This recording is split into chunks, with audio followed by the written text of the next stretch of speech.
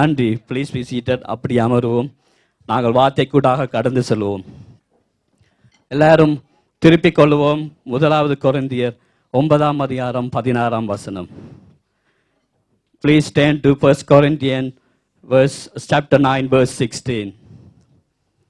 அடுத்த ஒரு ஆள் வாசிக்கும்படியாக கேட்கிறேன். சுவிசேஷத்தை நான் பிரசங்கித்து வந்தும் மேன்மை பாராட்ட எனக்கு இடமில்லை. சுவிசேஷத்தை நான் பிரசங்கித்து வந்தும் மேன்மை பாராட்ட எனக்கு இடமில்லை. அது என்மேல் விழுந்த கடமையாயிருக்கிறது. அது என்மேல் விழுந்த கடமையாயிருக்கிறது. சுவிசேஷத்தை நான் பிரசங்கியாயிருந்தால் எனக்கு ஐயோ. சுவிசேஷத்தை பிரசங்கியாமல் இருந்தால் எனக்கு ஐயோ. பக்கத்தில் உள்ளவர்களை பார்த்து சொல்லுங்கள், சுவிசேஷத்தை நான் பிரசங்கிக்காவிட்டால் எனக்கு ஐயோ. சுவிசேஷத்தை நாங்கள் பிரசங்கிக்கிறோமா? ஒவ்வொருவரையும் கேட்டுக்கொள்வோம். சுவிசேஷத்தை நாங்கள் பிரசோசிக்கிறோமா? மற்றவர்கள் சுவிசேஷத்தை மற்றவர்களுக்கு சொல்லுகிறோமா? சுவிசேஷம் என்றால் என்ன என்று சிலருக்கு விளங்க முடியல.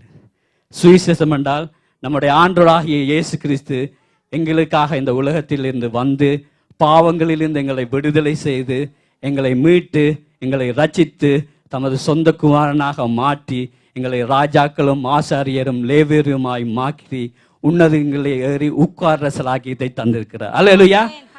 யாருக்கும் கொடுக்க முடியாத ஒரு ஆசீர்வாதம், யாரும் பெற முடியாத ஒரு ஆசீர்வாதம் நம்முடைய ஆண்டவராகிய இயேசு கிறிஸ்து கூடாக நாங்கள் பெற்றுக் இருக்கிறோம். அந்நியராயிருந்த எங்களை இயேசு கிறிஸ்துக்கு ஊடாக தமது சொந்த ஜனமாய் மாற்றினார். யாருக்கும் கிடைக்காதது இயேசு கிறிஸ்துக்கு ஊடாகத்தான் எமக்கு சகல ஆசீர்வாதங்களும் பெறுகிறது. அல்லேலூயா. பிதாவுக்கும் எங்களுக்கும் பிரிவினையாயிருந்த எங்களை இயேசு கிறிஸ்து வந்து எங்கள் இருவரையும் ஒன்றிணைத்தார். நடுநிலையாளராக ஆண்டவராகிய இயேசு கிறிஸ்து வந்து எங்களை நடுநிலையாக்கி பாவத்திலேயே தூரத்தில் இருந்த எங்களை நமது இரத்தத்தினாலே கழுவி பிதாவோடு ஒப்புரவாகிறதுக்கு உரிய சந்தர்ப்பத்தை கொடுத்தவர் நம்முடைய ஆண்டவராகிய இயேசு கிறிஸ்து. அல்லேலூயா. காலை காட்டி அந்த நம்முடைய ஆண்டவராகிய இயேசு கிறிஸ்துக்கு நன்றி சொல்லுவோமா? அப்படிப்பட்ட இயேசுவை நாங்கள் பிரசங்கிக்காமல் இருந்தால், நான் சொல்லவில்லை, பிரசங்கிமார்கள் சொல்லவில்லை, ஆண்டோடைய வசனம் சொல்லுகிறது, பிரசங்கியாமல் இருந்தால் ஐயோ. ஐயோ என்றால் எங்கே கேட்கிறோம் நாங்கள்? இப்படியான வார்த்தை ஐயோ என்று நாங்கள் எங்கே கேட்கிறோம்? மரண வீடுகளிலே, சோகம் இடங்களிலே தான் நாங்கள் ஐயோ என்ற வார்த்தையை கேட்கிறோம். ஆண்டோடைய வசனத்தை பிரசங்கத்தை ரட்சித்து உங்களையும் என்னையும் தமது இரத்தத்தினாலே ரட்சித்து உங்களுக்கு ராஜாரிய ஆசாரிய பட்டம் கொடுத்து உங்களை அம்பாசிடராக ஸ்தானாதிபதிகளாக ஆக்கி உங்களையும் என்னையும் பெற்றிருக்கிற ஆண்டவருக்கு நாங்கள் அவருடைய சுவிசேஷத்தை பிரசங்கியாமல் இருந்தால் எங்களுக்கு ஐயோ என்று சொல்லப்படுகிறது வார்த்தை. ஏன் நாங்கள் சுவிசேஷத்தை பிரசங்கிக்க வேண்டும் என்பதை நாங்கள் சொன்னோம். நாங்கள் பெற்ற பரலோக இன்பத்தை, நாங்கள் அனுபவிக்கிற சந்தோஷத்தை கட்டுக்களிலும் பாவங்களிலும் விடுதலை பெற முடியாமல் இருக்கிற மக்களுக்கு சென்று அவர்களை விடுதலைக்குள்ளாக நடப்பித்து ஆண்டவருக்குள்ளே வழி நடத்தவே ஆண்டவராகிய இயேசு கிறிஸ்து என்னையும் உங்களையும் ரட்சித்திருக்கிறார். அல்லேலூயா. நாங்கள் ஒவ்வொரு நாளும் வந்து நாங்கள் ரட்சிப்படைந்திருக்கிறோம், நாங்கள் ஆசீர்வதிக்கப்பட்டிருக்கிறோம், சகல ஆசீர்வாதங்களும் எங்களுக்கு நிறைந்திருக்கிறது என்று ஒவ்வொரு ஞாயிற்றுக்கிழமையும் ஆராதனை வேளைகளிலும் வந்து அல்லேலூயா போட்டு பாட்டு பாடி போட்டு போறதுக்காக ஆண்டவர் ரத்தம் சிந்தி எங்களை மீட்கவில்லை. அவருடைய ராஜ்யத்தை கட்டுறதற்காகவே எங்கள் ஒவ்வொருவரையும் ரத்தம் சிந்தி ஆண்டவர் அழைத்திருக்கிறார். அல்லேலூயா, அல்லேலூயா. ஆகவே இந்த சுவிசேஷ பணியை செய்கிற இந்த கோழிக்கோட்டை நான் ஆண்டவராகிய இயேசு கிறிஸ்து நாமத்தினால் ஆசீர்வதிக்கிறேன். ஏனென்றால் மூளை முடுக்குகள் எல்லாம் இந்த சுவிசேஷம் கடந்து செல்லுகிறது. ஆண்டவரை அறியாத எத்தனையோ ஜனங்கள் ரட்சிப்பு பெறுகிறார்கள். ஆண்டவரை அறியாத ஜனங்கள் விடுதலை பெறுகிறார்கள். எல்லா இடங்களிலும் இந்த வார்த்தை கடந்து போக இந்த ஹோலிகோட் ஸ்தாபனமானது செய்யப்படுகிற இந்த ஊழியத்தை இயேசு நாமத்தினால் ஆசீர்வதிக்கிறேன். ஏனென்றால் ஆண்டவர் சொன்ன வார்த்தையை இந்த ஹோலிகோட் ஸ்தாபனம் நிறைவேற்றுகிற ஒரு தன்மையை நான் இங்கு காண்கிறேன். அல்லேலூயா. அநேகர் ரட்சிப்படைகிறார்கள், அநேகர் பங்காளராகிறார்கள், அநேகர் பாவத்தில் இருந்து விடுதலைப்படுகிறார்கள், அநேகர் ஆண்டோடைய ராஜ்யத்தில் சேர்க்கப்படுகிறார். அதுதான் முக்கிய காரணம். அல்லேலூயா. கைகளை தட்டி சொல்லுவோம்.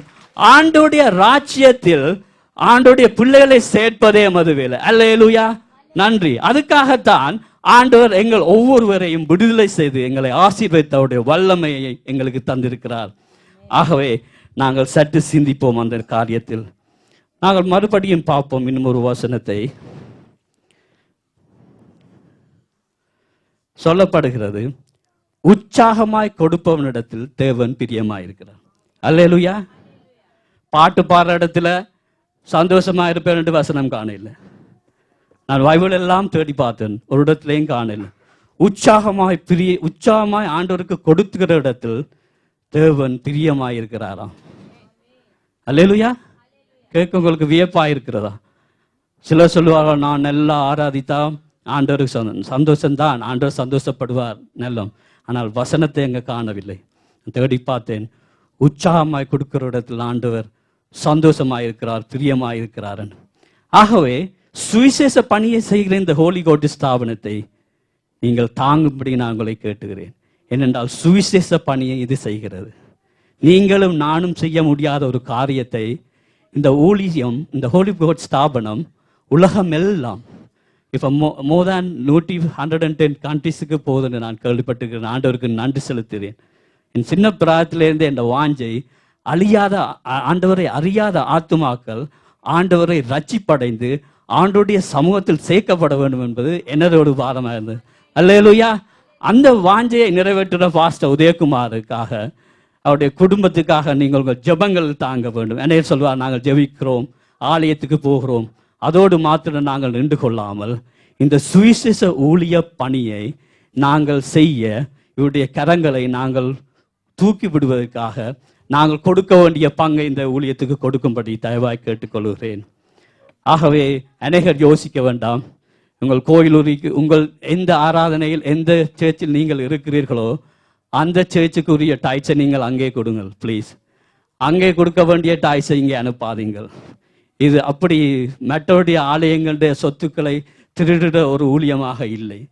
உங்களுக்கு மிஞ்சுகிற காசு, உங்களுக்கு அநேகமாக வருகிற காசுகளை நீங்கள் உங்களுக்கு ஏலும் என்றால் நீங்கள் கொடுக்கும்படி கேட்டுக்கொள்கிறேன். தசம பாகம் திருச்சபைக்குரியது. நீங்கள் எந்த ஆலயத்துக்கு செல்லுகிறீர்களோ, எந்த ஆலயத்தில் நீங்கள் ஆவிக்குரிய ஆத்மாவுடைய வார்த்தைகளை எடுத்துக்கொள்கிறீர்களோ, எந்த ஆலயத்தில் இருந்து நீங்கள் நன்மைகளை பெற்றுக்கொள்கிறீர்களோ அந்த ஆலயத்துக்கு தான் ஆண்டோடைய 10 உரிமையுடையது. ஏனென்றால் வார்த்தை சொல்லுகிற தசம பாகங்களை பண்ட சாலையிலே கொண்டு வந்து சேருங்கள், அப்பொழுது நான் வானத்தின் பலகணியை தொடர்ந்து இடங்கொள்ளாத மட்டும் உன்னை ஆசீர்வதிப்பேன் என்று சொல்லியிருக்கிறார். ஆண்டோடைய வசனம் சொல்லியிருக்கிறது. வசனத்துக்கு புறம்பாக நாங்கள் எதுவும் செய்தால் உங்களுக்கு அது பிரயோசனம் இல்லாத போய்விடுகிறது. ஆகவே இந்த சுவிசேஷ பணியை தாங்குகின்ற இந்த ஊழியத்தை நீங்கள் தயவாய் கொடுத்து உதவும்படி கேட்கிறேன். வசனம் சொல்லுகிறது, உற்சாகமாய் கொடுப்பவனிடத்தில் தேவன் பிரியமாயிருக்கிறார் என்று. உற்சாகம் வேண்டும். கொடுக்கிற விதத்திலே நாங்கள் உற்சாகம் வேண்டும்.